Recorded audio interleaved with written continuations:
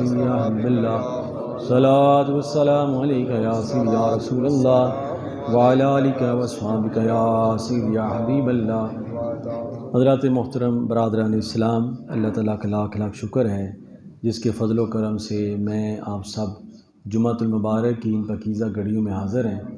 اللہ تعالیٰ میری آپ سب کی حاضری قبول فرمائے، جو سنے سنائیں اس پر ہم سب کو عمل کرنے کی توفیق عطا فرمائے۔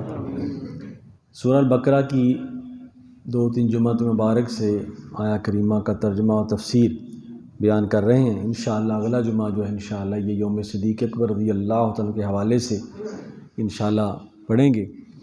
تو آگے چند آیات جس میں اللہ رب العزت منافقین کے حوالے سے بیان فرماتے ہیں کہ انہوں نے حقیقت کو دیکھ کے ایمان کیوں نہیں لائے۔ اللہ تعالیٰ ارشاد فرماتے ہیں وَمِنَ النَّاسِ، اے محبوب بعض لوگ ایسے ہیں مَن یقول آمنا باللہ وبالیوم الآخر وما ہم بمؤمنین، اے محبوب کچھ لوگ ایسے ہیں جو کہتے ہیں کہ ہم اللہ پر ایمان لائے، آخرت پر ایمان لائے، وما ہم بمؤمنین، حالانکہ وہ ایمان نہیں لائے، حالانکہ وہ ایمان ہے۔ اب میں آپ کو بتاتا ہوں کہ ایمان کہتے کسے۔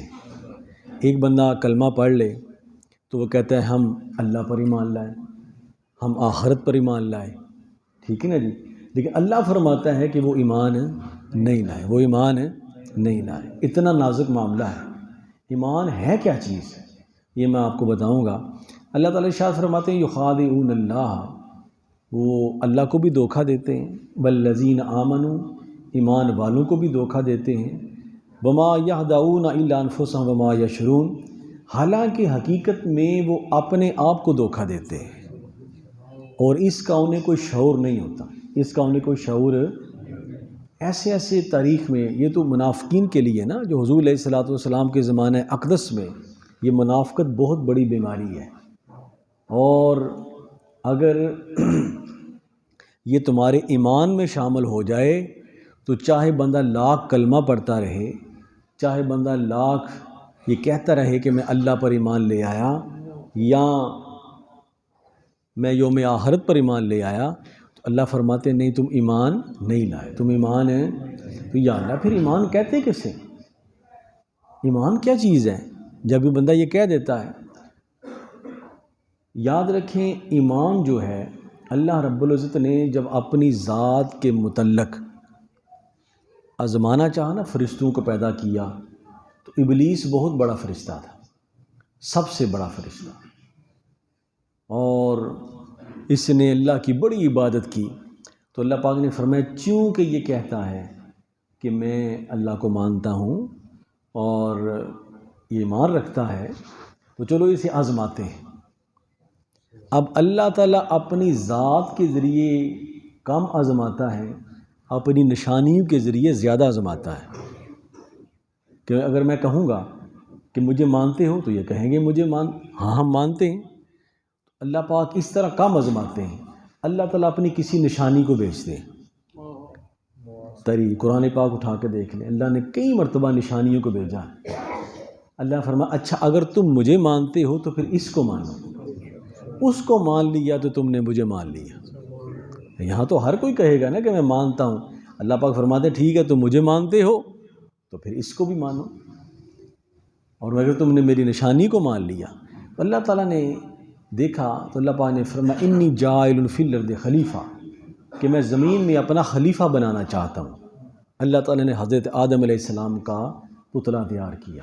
اب اللہ کو پتہ تھا آگے کیا کرنا ہے، کیا معاملات ہیں، وہ خدا ہے۔ تو اللہ پاک نے فرمایا کہ تم سارے مجھے مانتے ہو، سب نے کہا مانتے ہیں۔ اللہ پاک نے فرمایا یہ میں نے اپنا خلیفہ بنایا ہے، یہ میں نے اپنا خلیفہ بنایا ہے، سارے اسے سجدہ کرو۔ اب تقاضا تو یہ ہے توحید کا کہ جب رب کو ایک مان لیا تو پھر رب کی بھی مان لیں، ہیں جی، ہم رب کو مانتے ہیں رب کی نہیں مانتے، اس لیے مسئلہ بن جاتا ہے۔ رب کو ایک مانتے ہیں لیکن جو وہ کہتا ہے وہ نہیں مانتے، اس لیے مسئلہ خراب ہو جاتا ہے۔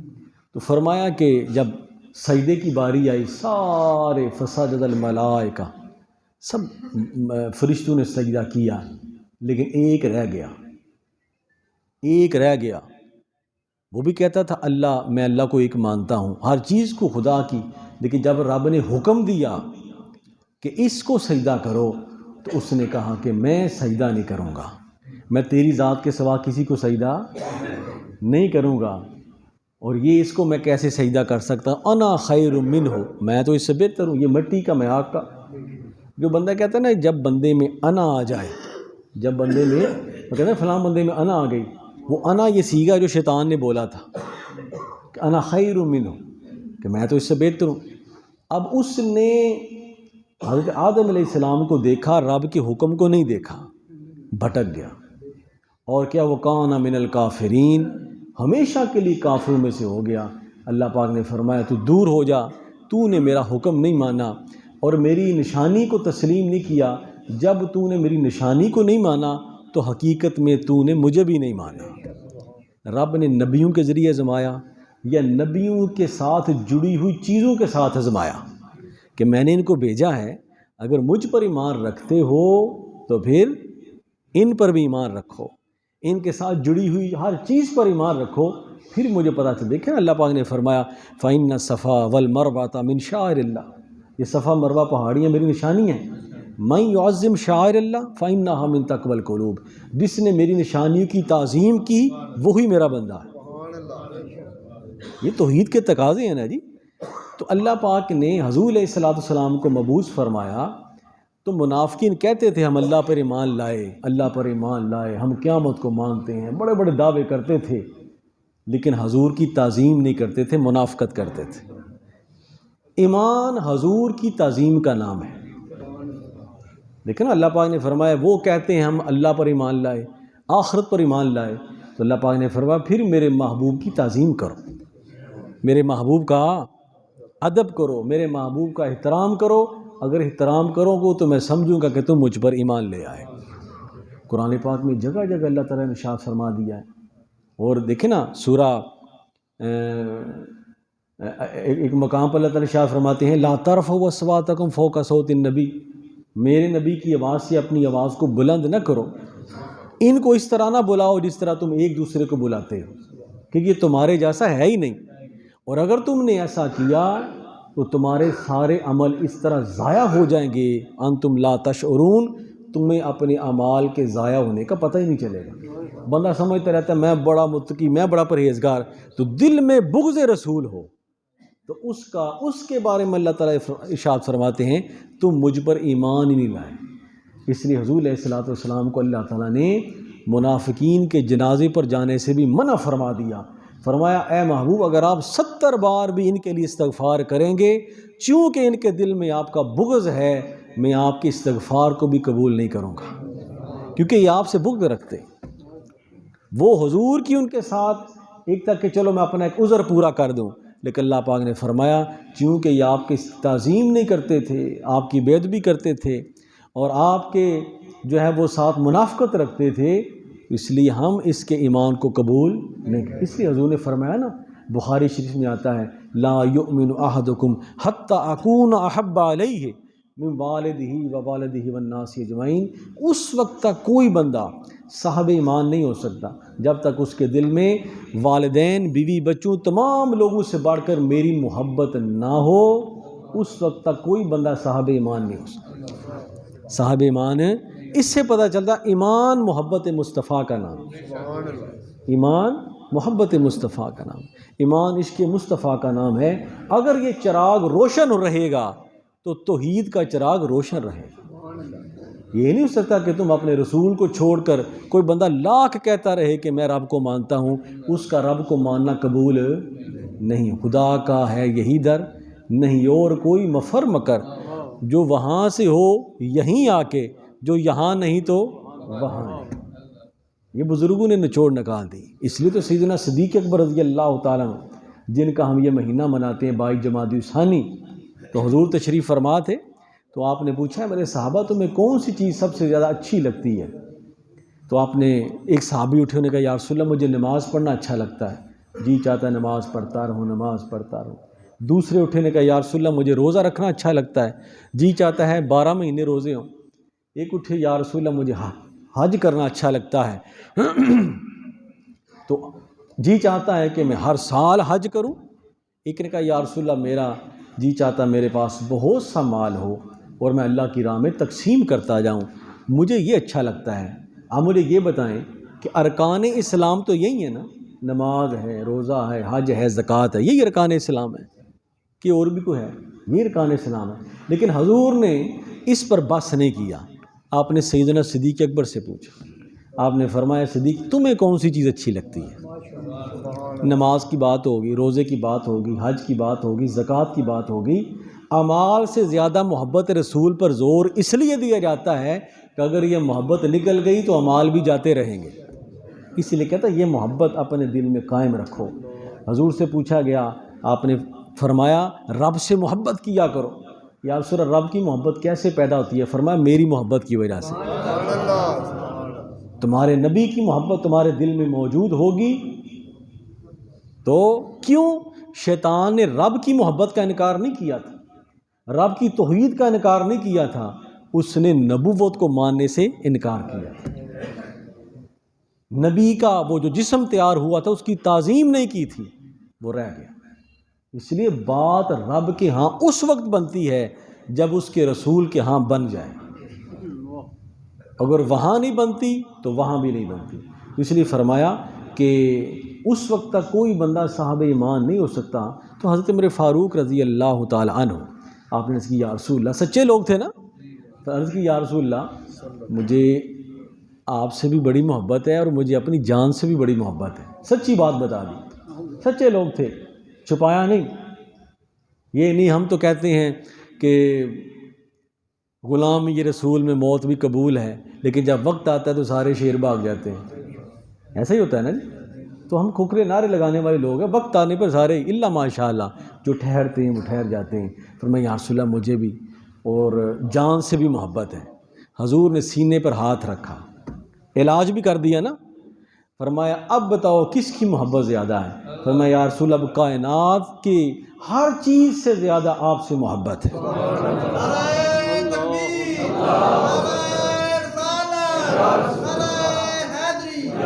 تو حضور نے بڑی بات پیاری, آپ نے فرمایا یا عمر الان الان الان, اب تیرا ایمان مکمل ہو گیا, اب تیرا ایمان مکمل ہو گیا. بڑے بڑوں کا یہ حال ہے.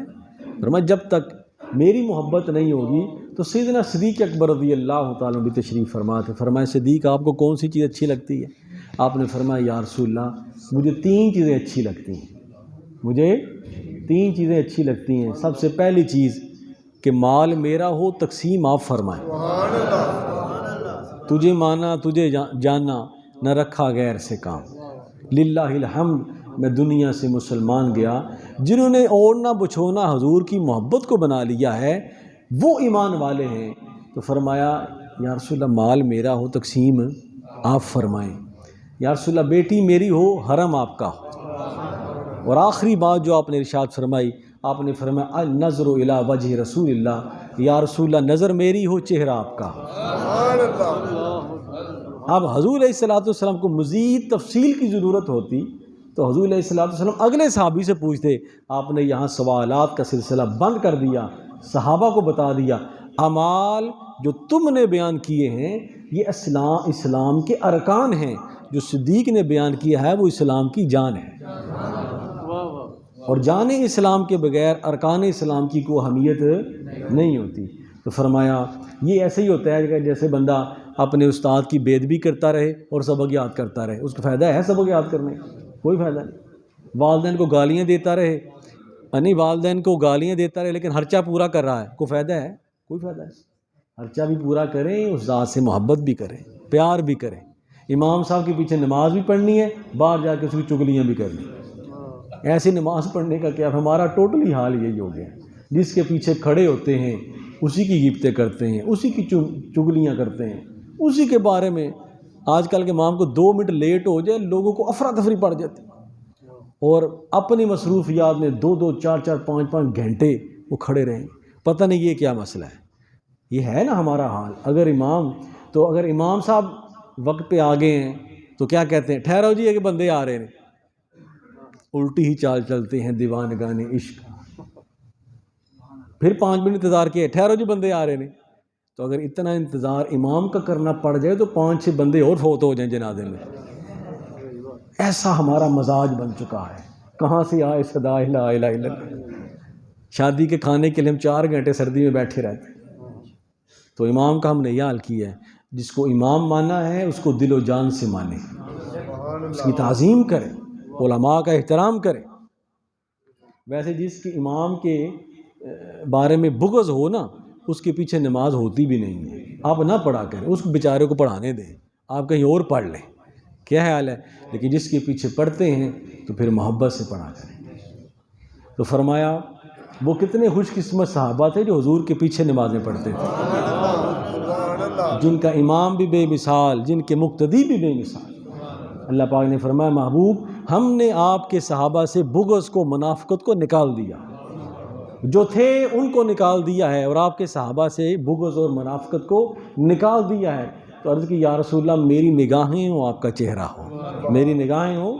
تو فرمایا یہ وہ چیز ہے کہ جب یہ کیفیت پیدا ہو جائے تو پھر اللہ پاک فرماتے ہیں تمہارا ایمان بھی قبول ہے، تمہارا اسلام بھی قبول ہے. اس چیز کو پرکھا کریں. اگر آپ کا ایمان محبت رسول کے گرد گھومتا ہے، محبت رسول کے گرد گھومتا ہے. مجھے یہاں بڑی پیاری بات، حضور کی ایک صحابیہ تھی حضرت زنیرہ. کون؟ حضرت زنیرہ رضی. حضور کا ہر اہل بیت، حضور کا گھرانہ بھی بے مثال، حضور کے صحابہ بھی بے مثال. یہ طرح طرح کے لوگ جن کو پتہ ہی نہیں کہ میرا باپ کون ہے، میری ماں کون ہے، ان ہستیوں کے بارے میں گفتگو کرتے ہیں جن کے تن من دھن حضور پر قربان تھے. حضور کی آل بھی بے مثال ہے، حضور کے صحاب بھی.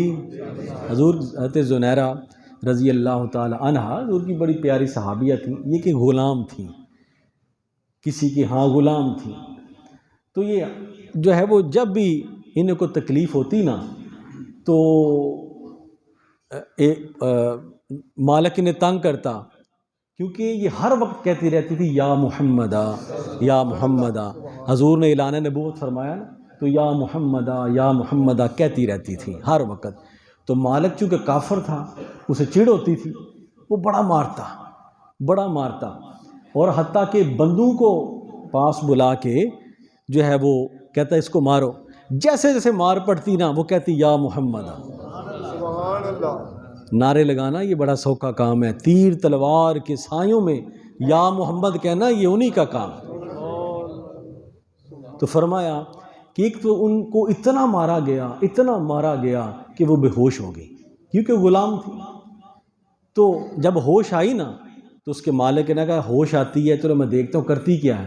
آنکھ کھلی تو کہا یا محمد. ہیں جی سبحان اللہ.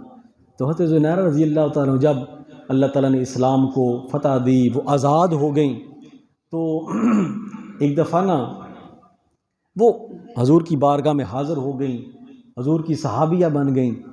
تو ایک دفعہ وہ گلی سے گزر رہی تھی نا تو حضرت عمر فاروق رضی اللہ تعالیٰ عنہ آپ آ رہے تھے. تو بلند آواز سے نا حضرت زنیرہ کو دیکھ کے تو حضرت عمر فاروق رضی اللہ تعالیٰ عنہ آپ نے کہنا شروع کر دیا یا محمدہ یا محمدہ. تو آپ نے حضرت زنیرہ رضی اللہ تعالیٰ عنہ نے کہا کیا بات ہے عمر آپ مجھے دیکھ کر؟ فرمایا تجھے دیکھ کر مجھے اپنا نبی یاد آ جاتا ہے. مجھے وہ دن یاد ہیں کہ جب آپ کو مارا جاتا تھا، جب آپ کو تکلیفیں دی جاتی تھیں، اور جب آپ میرے سامنے آئے تو مجھے وہ ترانہ یاد آ گیا یا محمد. فرمایا اب ہر وقت یہ تقیہ کلام کیوں نہیں ہوتا؟ فرمایا جس کو میں پکارتی تھی اب اس کو میں دیکھتی ہوں، اب ان کو میں دیکھتی ہوں. تو جو دیکھ لے اسے کہاں بولنے کا ہوش رہتا ہے. تو یہ محبت تھی، حضور سے پیار تھا، حضور سے عشق تھا کہ ان کی زبانوں سے بھی ہر وقت یا محمدہ کی صدا بلند ہوتی تھی. تو فرمایا کہ یہ جو کہتے ہیں نا ہم اللہ پر ایمان لائے، آخرت پر ایمان لائے، اللہ کہتا ہے کوئی ایمان نہیں لائے. یا اللہ وجہ کیا ہے؟ فرمایا فی قلوبہم مرض. فرمایا ان کے دل میں بیماری ہے، ان کے دل میں. محدثین فرماتے ہیں وہ مرض کیا ہے کہ بندہ کہتا بھی ہے کہ میں اللہ کو مانتا ہوں، آخرت کو مانتا ہوں، سارا کچھ کرتا ہوں، تو یا اللہ مرض کیا ہے؟ محدثین فرماتے ہیں مرض یہ تھا کہ وہ حضور کی تعظیم نہیں کرتے.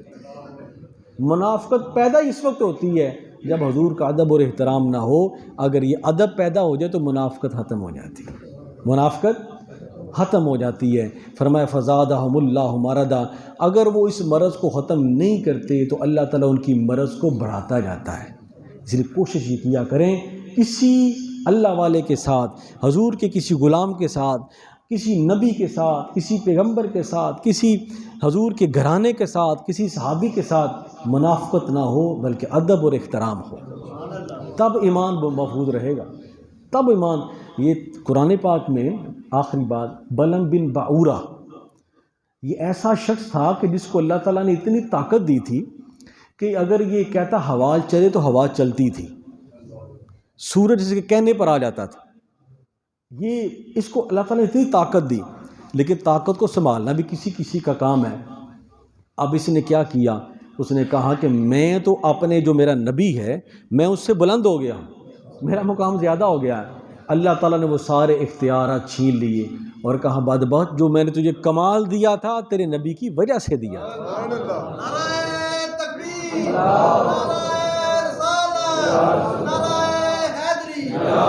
تیرے نبی کی وجہ سے میں نے دیا تھا۔ اللہ تعالیٰ نے قرآن پاک کو اس بندے کو قرآن پاک میں اللہ تعالیٰ نے کتے کا لقب دیا کہ یہ کتا ہے۔ جو نبی کا گستاخ ہو کیا ہوتا ہے؟ کتے کی معنی میں ہوتا ہے۔ سارے اختیارات چھن گئے، سارا کچھ گیا، ساری وہ چیزیں ختم ہو گئیں۔ تو اللہ پاک فرماتے ہیں یہاں کمی آ گئی تو منافقت، لیکن اگر یہاں تم پورے ہو تو تمہارا ایمان بھی مکمل ہے، تمہارا اسلام بھی مکمل ہے۔ اللہ تعالی ہمیں عمل کی توفیق عطا فرمائے۔ وما علینا الا البلاغ وآخر دعوانا الحمد للہ رب العالمین۔ سنتے عطا فرمائے۔